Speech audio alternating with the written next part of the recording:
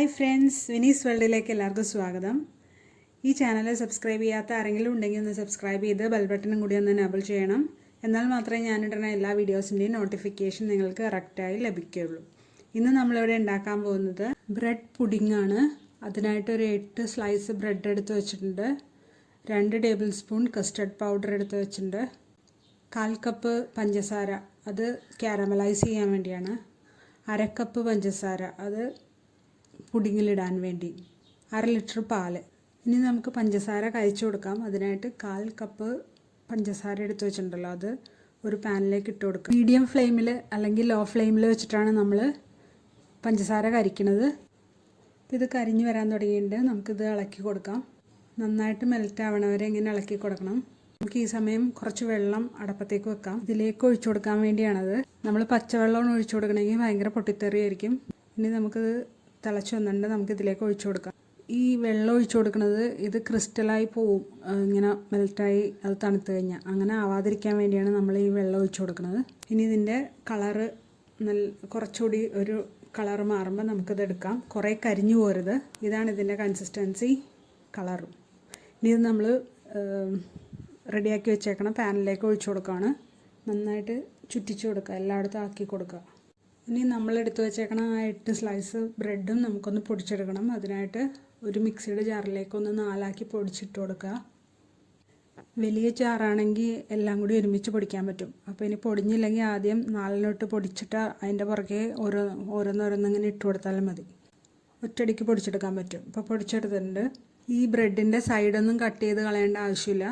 അത് കട്ട് ചെയ്ത് മാറ്റുമ്പോൾ പിന്നെ അത് വേസ്റ്റ് ആവും. എടുത്തു വെച്ചേക്കണ കസ്റ്റർഡ് പൗഡറിലേക്ക് നമ്മൾ കുറച്ച് പാൽ ഒഴിച്ചു കൊടുക്കുകയാണ്. നമ്മൾ എടുത്തു വെച്ചേക്കണ പാലിൽ നിന്ന് തന്നെയാണ് ഒഴിച്ചു കൊടുത്തേക്കണത്. ബ്രെഡും കൂടി ഉള്ളതുകൊണ്ട് ഞാൻ ഇതിലേക്ക് 2 സ്പൂൺ കസ്റ്റർഡ് പൗഡറും കൂടി ആഡ് ചെയ്ത് കൊടുക്കുകയാണ്. 4 ടേബിൾ സ്പൂൺ കസ്റ്റർഡ് പൗഡർ നന്നായിട്ട് മിക്സ് ചെയ്ത് കൊടുക്കുക. ഒട്ടും കട്ടയില്ലാതെ ആവാൻ വേണ്ടി നമ്മളിതൊന്ന് അരിച്ചു കൊടുക്കുകയാണ്. അത് പാലിലേക്ക് ഒഴിച്ചു കൊടുത്തിട്ടുണ്ട്. ഇനി ഇത് നന്നായിട്ട് അടുപ്പിൽ വെച്ച് ചൂടാക്കുക. ഇതിന് നല്ല തിക്കായി വരണവരെ ഇളക്കിക്കൊണ്ടേയിരിക്കണം. ഇളക്കാതിരുന്നാൽ അടി പിടിച്ച് പോകാൻ ചാൻസ് ഉണ്ട്.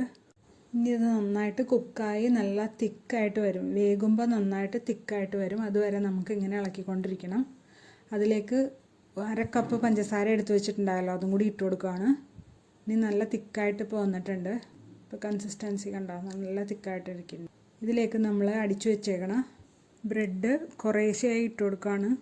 ഒരു കയ്യിലുകൊണ്ട് വല്ലതും ഓരോ സ്പൂൺ വീതം ഇട്ട് കൊടുത്ത് ഇളക്കിക്കൊണ്ടിരിക്കുക. നമ്മളിപ്പോൾ ലോ ഫ്ലെയിമിൽ വെച്ചിട്ടാണ് ഇത് ചെയ്തുകൊണ്ടിരിക്കുന്നത്. മുഴുവനായിട്ട് ഇട്ട് കൊടുത്താൽ കട്ട കെട്ടി പോകും. അതുകൊണ്ടാണ് നമ്മളിങ്ങനെ കുറേശ്ശെയായിട്ട് ഇട്ട് ഇളക്കി യോജിപ്പിച്ച് കഴിഞ്ഞിട്ട് ബാക്കിയുള്ളത് ഇടണം. ഇപ്പോൾ എല്ലാം നമ്മൾ ഇട്ട് കഴിഞ്ഞിട്ടുണ്ട്. ഇനി ഇതിലേക്ക് ഇത്തിരി മധുരം കുറവാണെന്ന് തോന്നിയതുകൊണ്ട് 2 സ്പൂൺ പഞ്ചസാരയും കൂടി ഇട്ട് കൊടുക്കുകയാണ്. 2 ടേബിൾ സ്പൂൺ പഞ്ചസാര. അപ്പോൾ 1/2 കപ്പ് പഞ്ചസാര പ്ലസ് 2 ടേബിൾ സ്പൂൺ പഞ്ചസാരയാണ് ഇതിലേക്ക് ഇട്ട് കൊടുത്തേക്കണം. ഇനി ഇതൊന്ന് ഇളക്കി യോജിപ്പിക്കുക.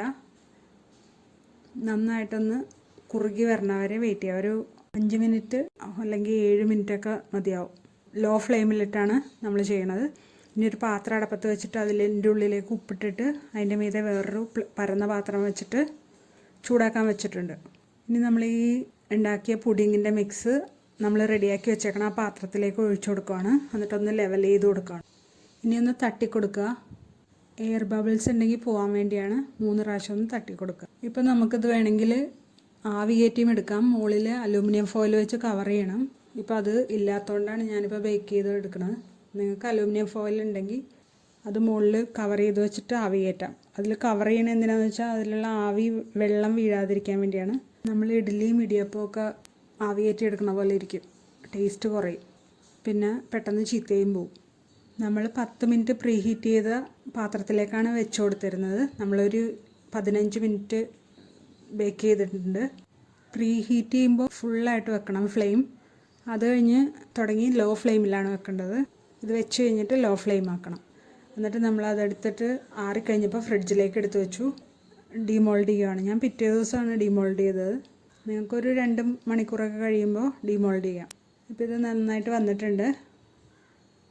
കാണാനും നല്ല രസമുണ്ട്. നിങ്ങൾ ഇതെന്തായാലും ട്രൈ ചെയ്ത് നോക്കണം. ഇഷ്ടമാവുകയാണെങ്കിൽ ലൈക്ക് ചെയ്യണം, കമൻറ്റ് ചെയ്യണം, ഷെയർ ചെയ്യണം, സബ്സ്ക്രൈബ് ചെയ്യാൻ മറക്കല്ലേ. ബെൽ ബട്ടണും കൂടി എനേബിൾ ചെയ്യണം. Thanks for watching.